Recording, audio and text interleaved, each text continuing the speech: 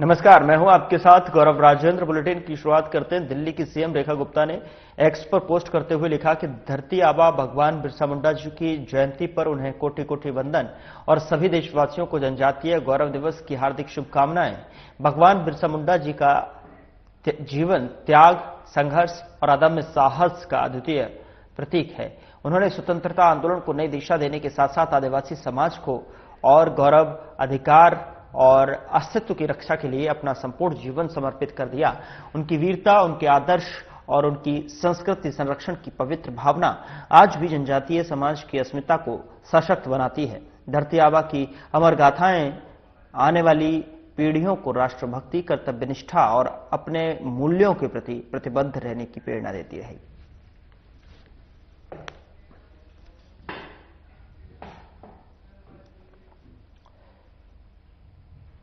मंत्री कपिल मिश्रा ने घोड़ा विधानसभा क्षेत्र के गौतमपुरी का दौरा किया और स्वच्छता अभियान में हिस्सा लिया। उनके साथ विधायक अजय महावर और एमसीडी के अधिकारी भी मौजूद थे।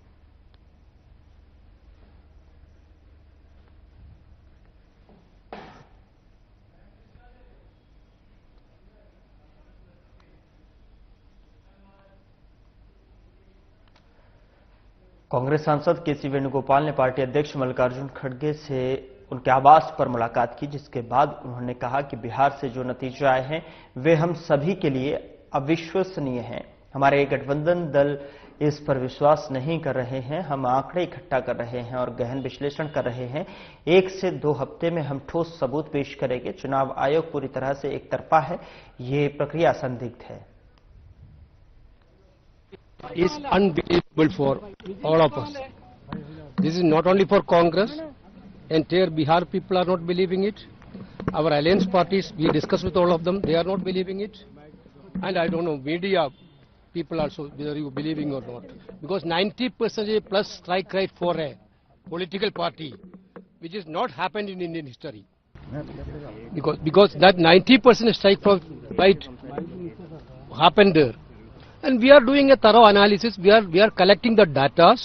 We are doing a thorough analysis. Within 1 or 2 weeks, we will come with the concrete proofs. Because this process of electioneering is completely questionable. This is not. We are talking about this process of electioneering. Election Commission is totally one-sided. Whatever they are doing, there is no transparency at all. This process is questionable.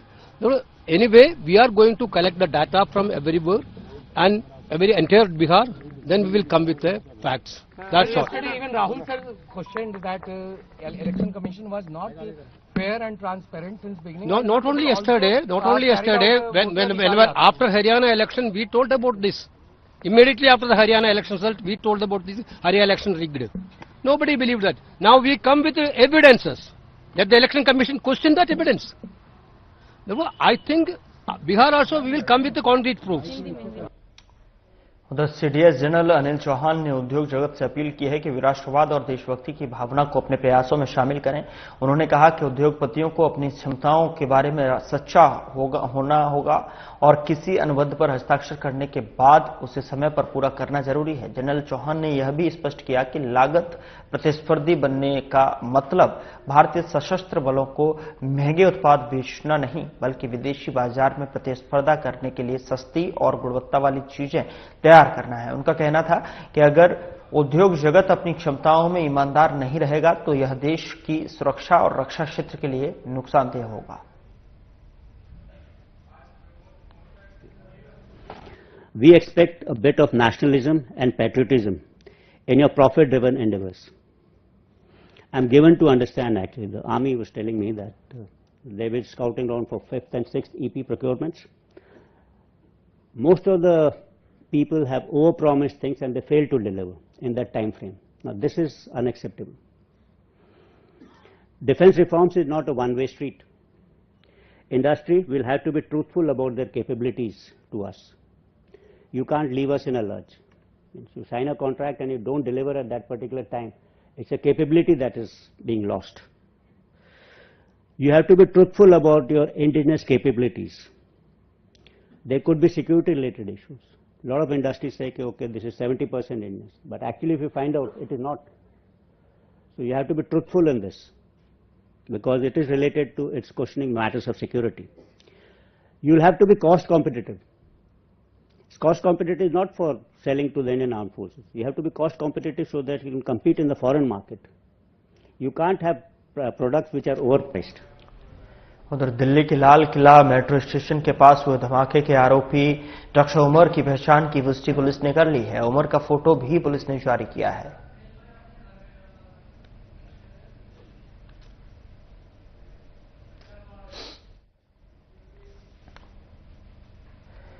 Delhi की मुख्यमंत्री रेखा गुप्ता ने बिहार में NDA की सत्ता में वापसी पर खुशी जताते हुए बिहार के लोगों को बधाई दी। उन्होंने कहा कि बिहार ने विकास के रास्ते को चुना है और प्रधानमंत्री नरेंद्र मोदी और मुख्यमंत्री नीतीश कुमार के नेतृत्व में राज्य अपनी विकास यात्रा पर आगे बढ़ रहा है। रेखा गुप्ता ने यह भी कहा कि बिहार की यह जीत विकास में विश्वास की जीत है और आने वाले समय में बिहार की विकास यात्रा और भी अधिक उल्लेखनीय बनेगी।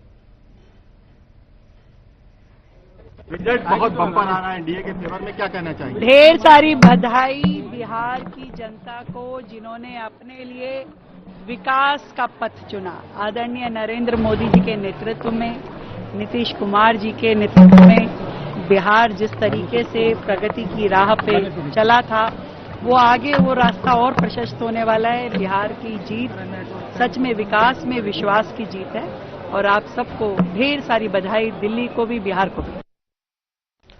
दिल्ली की सीएम रेखा गुप्ता ने ई बसों का उद्घाटन और स्वचालित परीक्षण स्टेशन का शिलान्यास किया है, जिसके बाद सीएम रेखा गुप्ता ने संबोधित भी किया। आप सभी स्थानीय निवासियों को, सभी अधिकारियों को, हमारे इस क्षेत्र से जनप्रतिनिधि के नाते हमारे लोकप्रिय सांसद भाई रामवीर सिंह जी विदुड़ी जी को, हमारी पार्षद सुगंधा जी को और ढेर सारी बधाई देना चाहती हूं हमारे मंत्री पंकज सिंह जी को, उनकी ट्रांसपोर्ट की पूरी टीम को, कि आज दिल्ली में हम अपना दूसरा बड़ा ऑटोमेटेड टेस्टिंग सेंटर यहां खोलने के लिए आज हमने यहां फाउंडेशन किया, जो कि मार्च तक पूरा होगा। 10 करोड़ रुपए की लागत से बनने वाला यह व्हीकल ऑटोमेटेड सेंटर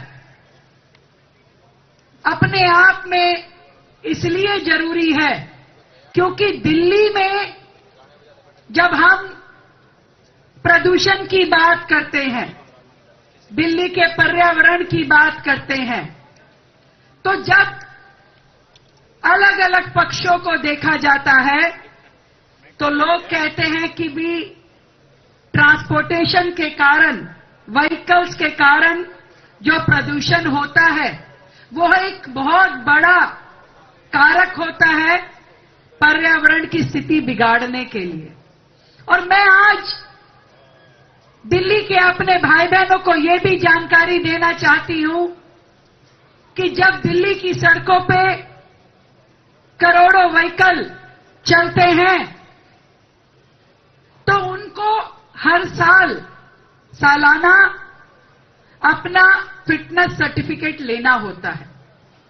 पर क्या सरकारी तंत्र में इतने फिटनेस सेंटर थे कि व्हीकल्स अपना फिटनेस सर्टिफिकेट आराम से ले पाए? लगभग 6.5 लाख कमर्शियल व्हीकल दिल्ली की सड़कों पे चलते हैं, जिनकी चिंता हमें सबसे ज्यादा होती है, क्योंकि उनके कारण से हवा में प्रदूषण सबसे ज्यादा फैलता है।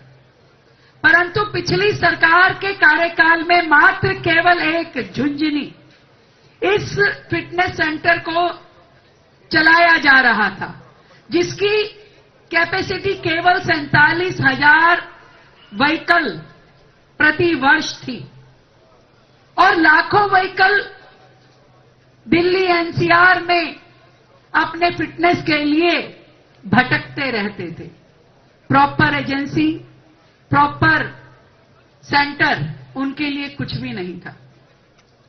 परंतु इस बात की मुझे खुशी है कि मात्र 8 महीने के सरकार के कार्यकाल में हमने एक बड़ा सेंटर नंद नगरी में बनाना शुरू किया, जिसकी कैपेसिटी 72,000 व्हीकल्स को टेस्ट करने की बन रही है।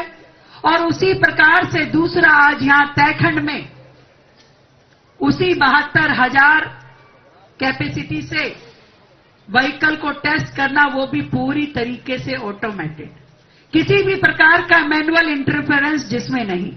मैं ये समझती हूं कि सरकार ने जिस तरीके से मैनुअल को डिजिटल में, डीजल को इलेक्ट्रिक में और जितने भी प्रकार के डिले होते थे उनको डिलीवरीज में बदला है, ये अपने आप में साधुवाद के पात्र है।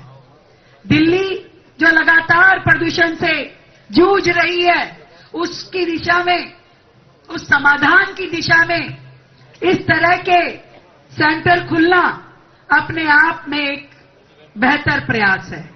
जब हमारे जितने व्हीकल हैं वो प्रदूषण कम करेंगे या नहीं करेंगे, उसके 2 बड़े स्टेप जो हमने लिए, एक फिटनेस सेंटर खोलना जिसमें नंदनगरी, तैखंड, बुराड़ी के स्टेशन को भी अपडेट करना, जिसमें लगभग 1 लाख व्हीकल्स को हम टेस्ट कर पाएंगे, और झुंझुनू को भी अपडेट करना। ये 4 सेंटर इस वर्ष का हमारा टारगेट है कि इन चारों को बनाने के बाद दिल्ली के बहुत बड़ी मात्रा में व्हीकल्स को ऑटोमेटिकली टेस्ट किया जा पाएगा। और दूसरी ओर दिल्ली के सार्वजनिक परिवहन को इलेक्ट्रिक मोड पे लाने का जो मुहिम सरकार ने लगातार छेड़ा है, वो हमारा दूसरा प्रयास है दिल्ली के दूषित पर्यावरण को ठीक करने के लिए। आज भी 50 बसों को दिल्ली की जनता को सौंपा जा रहा है। साथियों, दिल्ली में वर्षों से पुरानी वो बसेस जो चलती थी, पेट्रोल, डीजल, सीएनजी, लगातार पर्यावरण को दूषित कर रही थी। और मैं आपको ये बताना चाहती हूं कि पिछले सरकार ने अपने 11 साल के कार्यकाल में मात्र 2000 इलेक्ट्रिक बसेस दिल्ली को दी, और आज आपके द्वारा चुनी हुई वर्तमान भाजपा सरकार ने 8 महीने के कार्यकाल में 1350 इलेक्ट्रिक बसेस दिल्ली को सौंपी हैं। और लगातार आगे की ओर हम बढ़ रहे हैं कि ज्यादा से ज्यादा ट्रांसपोर्टेशन का ये मोड इलेक्ट्रिक पे आए। मेट्रो में लगातार अलग अलग फेजेस में दिल्ली सरकार इन्वेस्ट कर रही है। जितने फेजेस में काम दिल्ली में चल रहा है, उससे हर क्षेत्र को जोड़ना, इंटरकनेक्टिविटी का एक बहुत बड़ा नेटवर्किंग मेट्रो के द्वारा दिल्ली में किया जा रहा है। आप जरा सोच के देखिए कि यदि दिल्ली में ये मेट्रो ना हो तो क्या हालत होती। मेट्रो भी यदि किसी की देन है तो वो भारतीय जनता पार्टी की सरकार की देन है। ये जो बातें आज लोग करते हैं, पर्यावरण पे सरकार क्या कर रही है, मैं उनसे पूछना चाहती हूं, कहां है वो 15 साल वाली सरकारें और कहां है वो 11 साल वाली सरकारें? क्या किया उन्होंने दिल्ली के लिए? दिल्ली को इतनी बुरी हालत में छोड़ करके वो गए। ये पहाड़ जो कूड़े का दिखाई दे रहा है, कितनी बड़ी दिल्ली की लीगेसी प्रॉब्लम है। दिल्ली में समस्याओं का अंबार छोड़ा, टूटी फूटी सड़कें, कूड़े के पहाड़, दूषित वायु, टूटे नाले, हर तरफ गंदगी, ये किसने दी? ये पिछली सरकारों ने यहां छोड़ी, जिसे हमारी सरकार लगातार दिन रात मेहनत करके ठीक करने की हर संभव कोशिश कर रही है, हर संभव कोशिश। ये जो पहाड़ हम यहां देख रहे हैं, मैं आपको बताना चाहती हूं कि इसमें हमने नवंबर 2025 तक लगभग 48.5 लाख मीट्रिक टन सिल्ट को डिस्पोज किया है। 48.5 लाख। और अब इसमें लगभग 30 लाख मीट्रिक टन जो ये सिल्ट और दिखाई दे रही है, ये कूड़ा और दिखाई दे रहा है, इसको भी टारगेट लिया गया है कि 2026 के अंत तक इसे समाप्त किया जाए। इस टारगेट पे लगातार हमारी एजेंसीज काम कर रही हैं। रोजाना 11,000 मीट्रिक टन कूड़ा यहां से हटाया जाता है, रोजाना। मान के चलिए कि फरवरी 2025 तक से लेकर आज तक, यानी कि इस 8 महीने में 17 लाख मीट्रिक टन कूड़ा इस पहाड़ से हटाया गया है। लगातार सरकार हर फ्रंट पे काम कर रही है। हर नई तकनीक को ला करके दिल्ली में कैसे बेहतर चीजों को किया जाए, उस पर सरकार कार्यरत है। केवल कहने की नहीं, काम करने वाली ये सरकार है जो लगातार अपने प्रयास कर रही है हर दिशा में। और आज ट्रांसपोर्ट विभाग, जो कभी इंटरस्टेट बसेस बंद कर दी गई थी, आज उसको हमने शुरू किया। जो कभी यूनिवर्सिटी की यूथ स्पेशल बसेस बंद कर दी गई थी, उसको हमने शुरू किया। ईवी बसेस, जो कि जनता के लिए इतनी सुविधाजनक है, जिसमें कैमरा, जिसमें पैनिक बटन, जिसमें air condition, low floor buses, हर तरह की सुविधा के साथ, जिसमें बुजुर्ग, महिला, युवा, बच्चा, हर व्यक्ति सुविधाजनक तरीके से इसे इस्तेमाल कर सकता है। दिल्ली की बसों पे ज्यादा से ज्यादा लेकर के आए, इस प्रयास में सरकार लगी है। आज भी 30 बसें 12 मीटर की और 20 बसें 9 मीटर की डेयरी बसेस हम जनता को यहां आज इस कार्यक्रम के माध्यम से सौंप रहे हैं। साथियों, दिल्ली की समस्याओं को कम करने के लिए थोड़ा वक्त जरूर लग सकता है, पर मैं इस बात का विश्वास दिल्ली वासियों को दिलाना चाहती हूं कि सरकार की नीति और नीयत दोनों स्पष्ट है, जनता के हित में है और दिल्ली के विकास के लिए है। इसलिए दिल्ली लगातार रोजाना विकास की ओर आगे बढ़ रही है। मैं जरूर आज दिल्ली के लोगों को बधाई देना चाहती हूं। बिहार की जीत पे जिस तरीके से सीटों का रुझान आ रहा है, एक बड़ी जीत एनडीए सरकार की बिहार में सुनिश्चित होने जा रही है। और मैं शुरू से एक ही बात कहती हूं, दिल्ली और बिहार जिस तरीके से जुड़े हैं, दिल्ली की प्रगति पे बिहार की आत्मा प्रसन्न होती है और बिहार के आगे बढ़ने से दिल्ली का दिल खुश होता है। तो आज दिल्ली और बिहार दोनों खुश हैं और दोनों राज्यों को मैं बधाई देती हूं कि प्रगति का ये रास्ता हमेशा प्रशस्त रहे। आदरणीय नरेंद्र मोदी जी के नेतृत्व में दिल्ली और बिहार और पूरा देश आगे बढ़े, हर भारतवासी आगे बढ़े, देश का मान सम्मान और स्वाभिमान आगे बढ़े। ढेर सारी बधाई देती हूं आप सभी को। और आज ये बसें भी हम दिल्ली को सौंपने जा रहे हैं। फिलहाल बुलेटिन में इतना ही। नमस्कार।